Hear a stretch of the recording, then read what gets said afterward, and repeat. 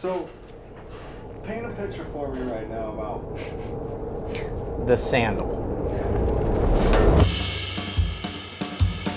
A couple months ago, at the beginning of the year, we had talked about, originally this was going to be a dojo slide. And the more we talked about it, the more excitement we saw with the customer. And we wanted to get these in market for summer. It is July 22nd. Immersion camp is in 4 weeks. And we had kind of set camp as the end date. Here's the current predicament. We don't have materials to make a sample. This is a prototype, but it's not the one that's going to you. So, cue the drama. We make work boots that are welted construction, mock toe, steel toe, certified under these safety standards. And you just look at a sandal and you say, we can do that, that's easy.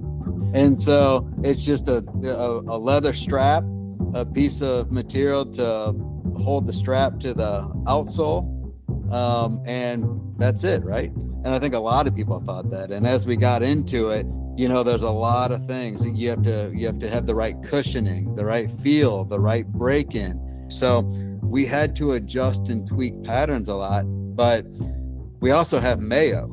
And Mayo is a rock star when it comes to development. You know, we originally planned on teasing it this fall and have a couple samples for Jiu-Jitsu camp in August with a big launch in spring of 26. Well, that all changed, and now we're actually doing a full launch here upcoming in a couple weeks in mid-August. So there was a little pressure there, but it's really just getting the components here in time, putting the finishing touches on it, getting the wear testing done, getting feedback from several users to make sure that when we go to market, we're launching the right product. We are squeezed, but we're still waiting on some production components, so we do have time. But I'm not surprised. Like this happens all the time. With every new product launch, there's always last minute feedback and changes. So like this is just another product in the cycle. I don't like it. You don't like what? I don't like the freaking webbing, man. I think it's weak sauce. I mean, feel this. One of the main components is the webbing that attaches the strap to the sole.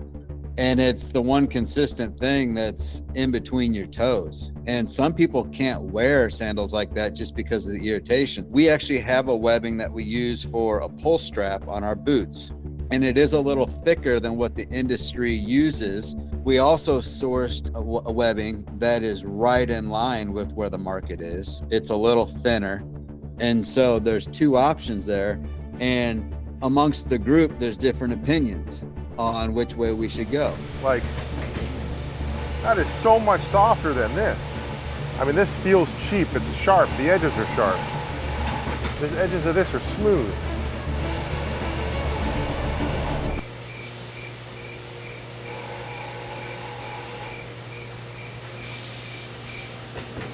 I mean, we could potentially pivot. Is Andy privy to this? Yes. I'm calling him. Travis, do I got you? Yeah, I'm here. Andy, do I got you? Yep. Oh, I got you both. Okay. You guys ready for some chaos? What you got? Bro, I hate, with a capital H, the webbing for the sandals. I would like to use the Chelsea boot strap, but I'm the only one that's tested that out. Do you hate the feel or the appearance or the size, Both. or what do you hate about it? It's the appearance and the feel. If you hate it, like you're mentioning, and you want to do the origin webbing, I mean, obviously, like, you got the final call, so that's what we'll do. I mean, if I had to make a call based off of what I think, I would use the origin webbing because I detest the other webbing. But can we spin up a couple of samples where you and Andy can throw them on and make sure I'm not crazy? Here's the problem that we're facing, though, is getting outsoles to make more samples. That, like, we've been out for a few weeks. Of soles. So we haven't been able to get any more feet on these sandals until we get the production outsoles in. Andy, when are we supposed to get the outsoles in? Because here's my thought. We almost get a pre-production sample made for Jocko and Kip, give it to them of both versions, and see where they are, because I mean, they'll give us feedback within like a day or two. Can we use a different outsole for the time being, Andy? It's just a 1/4 inch flat outsole. Can we just punch some crepe or punch like a boot sole just for shits and giggles? Native's actually in Maine, so if they have something to make sandals, they can get them done ASAP. All right, perfect. You know, this is one of the we'll just say it. This is one of the challenges of working in Origin. We're always trying to strike that balance between adaptability and consistency. So we try to make a consistent plan far in advance and really be able to execute against that plan. But we have the ability to adapt at the last minute, and sometimes we might take that too far. But Pete's very concerned about making sure the product is right. I would say we are consistent, Andy. We consistently do this. So right now we're gonna try to make 2 more sample pairs with the pull strap thong. Send those out to Jocko and Kip and see what they think. If they agree with Pete, then the scramble's on to try to get the pull strap material in. Right now on hand, we don't really carry enough to go ahead and do a sandals launch. Now glue to footbed and footbed cover. You see the sandal looks simple, but there are a lot of operation involved on it. To produce a pair of sandals, you think you can produce one in 5-10 minutes, but realistically, there's so much that goes into making a good pair of sandals. It takes way longer than I would have expected going into this process. With this machine, I will press both pieces to make them bond together. This is for the perforation. We need to punch this to insert the straps. I will change the length of the stitches to 5 because for the footbed I want the stitches longer. It's very important the bonding all around because that's where the lamination starts. The lamination never starts in the middle. The main challenges that we have was to find the materials in the US. And there are not so many options in the market. All right, we made a call. Yes, we're going with this toe strap. That wasn't through brute force. I talked to my partners also. They liked this toe piece. It was comfortable, it's durable, and it's a universal component we can use in our sandals and in our boots. So this is what we're going with. Over time, we'll shrink down the logo, but for now, anybody who gets a Generation 1 sandal is gonna get this original giant logo toe strap, which is very cool. So soles finally showed up Tuesday night, right at the end of the day, right before I was getting ready to head home. Whew. Finally got them. So come Wednesday, we had a bunch of product already batched up until that point. So we were gonna start bottoming all the sandals with those soles. And we immediately noticed an issue that we're not getting a good bond and the sole's starting to separate. So now when we thought, hey, once the soles arrive, we'll be good. We'll be able to start producing sandals.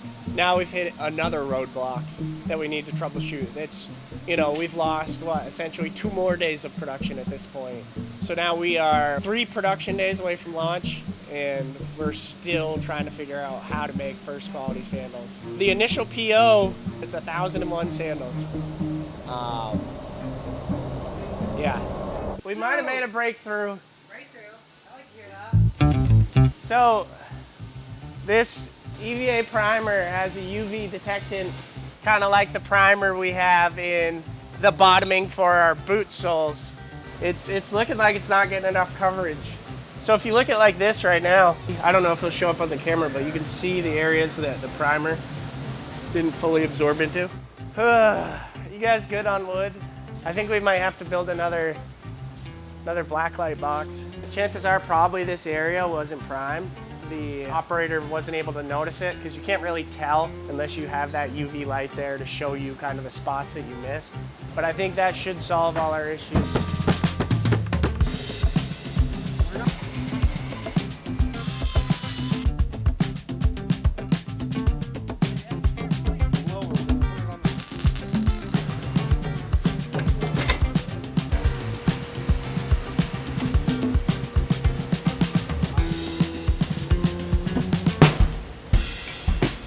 We've talked about sandals forever because obviously our roots are jiu-jitsu, and in jiu-jitsu you wear sandals. But I think building footwear, boots first, gave us that knowledge base on how to truly make a durable footwear. And now that we know how to make durable footwear, we just simply applied those techniques to the sandals. So the leather, the way it's tanned, the thread weight, the way it's constructed, full stitching through the footbed, obviously the dual density as far as the actual midsole is concerned, and honestly just building a durable overbuilt sandal. Sandals are usually like cheap. You know, you're gonna go, oh, I'm gonna spend 15 bucks on a pair of sandals, I'm gonna wear them for a summer and I'm gonna throw them away. These are the things you're actually gonna take care of, right? You're gonna wear them every single summer. Every single summer. And hopefully you'll never wear them out. Nobody needs a pair of sandals that's durable. That's for damn sure.